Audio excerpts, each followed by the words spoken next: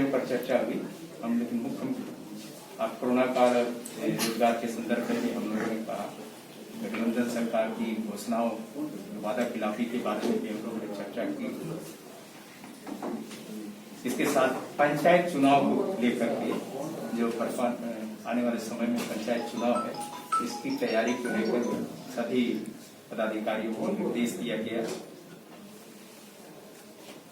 झारखंड में जो उग्रवादी गतिविधियां बढ़ी है, उग्रवादी घटनाएं बढ़ी है, विधि व्यवस्था और भ्रष्टाचार का जो सीमा है वो दिखाई पड़ रहा है। इसको लेकर के पार्टी ने चिंता व्यक्त की। साथ ही साथ कृषि बिल पर भी हम लोगों ने चर्चा किया कि वर्तमान में जो कृषि बिल है, इसको लेकर के राजनीति हो रहा है। कोई केंद्र को थोप रहा है, कोई यहाँ को थोप रहा है। हमें लगता है किसानों जिनका इलाज आप करना चाहते हो, निश्चित तौर पर उससे पूछनी चाहिए, उनसे जाननी चाहिए और मूल्यांकन करते हुए जो अभी वर्तमान में व्यवस्था है उससे वो संतुष्ट है कि नहीं। हमें लगता है कि अभी के इस बिल से कुछ लोग कह रहे कि कारपोरेट का ही होएगा, अलग अलग तरीके से इसको ये कर रहे हैं। तो किसान ही अपने आप में समझ सकता है कि उनको वर्तमान में क्या स्थिति, उनकी समस्याओं का हल कैसे। पिछड़ा वर्ग आयोग ने स्पष्ट रूप से दो बार इसको लेकर के सरकार को सरकार रिपोर्ट दे चुका है। इसलिए आजसू पार्टी ने इसको लेकर चरणबद्ध आंदोलन करने का निर्णय लिया। कई एक स्तर पर हम लोग इसका आंदोलन करेंगे। दूसरा, प्राकृतिक पूजा, प्रकृति के पूजा करने वाले प्राकृतिक पूजक समाज कहेंगे, जिसको लेकर अभी विधानसभा में सरना आदिवासी धर्म कोड का विधेयक पारित किया गया। ये भी सर्वसम्मति से हुआ। ये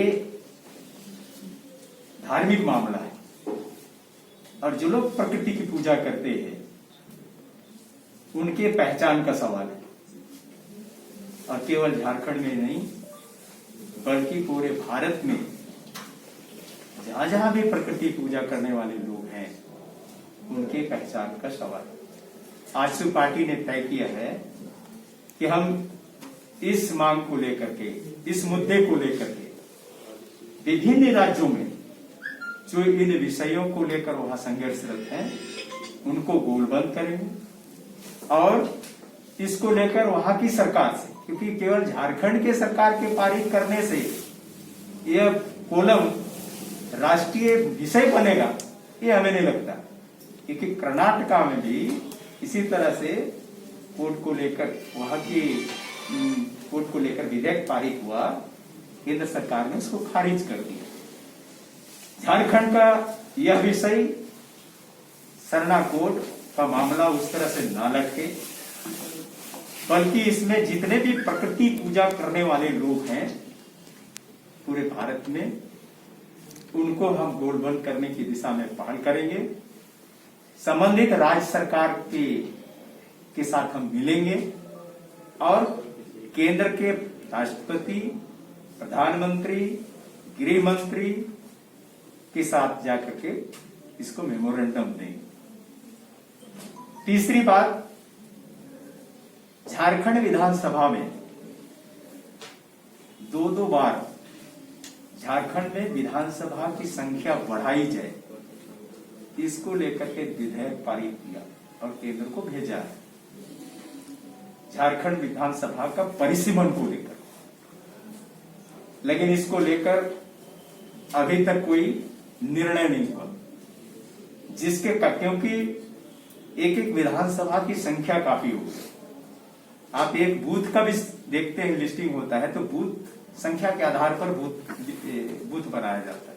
ऐसे विधानसभा भी वोटरों की संख्या के आधार पर बनता है। आजसू पार्टी इस मुद्दे को लेकर, परिसीमन के मुद्दे को लेकर केंद्र के गृह मंत्री, प्रधानमंत्री, राष्ट्रपति के साथ साथ चुनाव आयोग और परिसीमन आयोग को हम जाकर के स्मारक पत्र भी देंगे और इसका पहल करेंगे कि परिसीमन हो, जिससे कि यहाँ ज्यादा से ज्यादा लोगों का माने प्रतिनिधि भी आए और व्यापक पैमाने पर लोगों की आवाज को सदन पे पहुंचाया जा सके। तीसरी, क्योंकि ये बात इसलिए महत्वपूर्ण है क्योंकि वर्तमान में जो कि राज्य के मुख्यमंत्री हैं वो एक आंदोलनकारी परिवार से है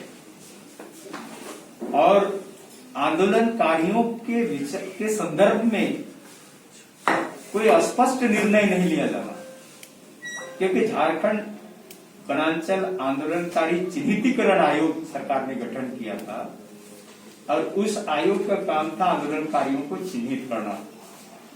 सरकार गठन के इस सरकार के बनने के बाद वो चिन्हितीकरण आयोग का कार्य समाप्त हो गया है, जबकि 50,000 से ज्यादा आंदोलनकारियों ने आयोग में आवेदन दिया है, जिसके कारण आज आंदोलनकारी के ये स्वर्गवास हो रहे हैं।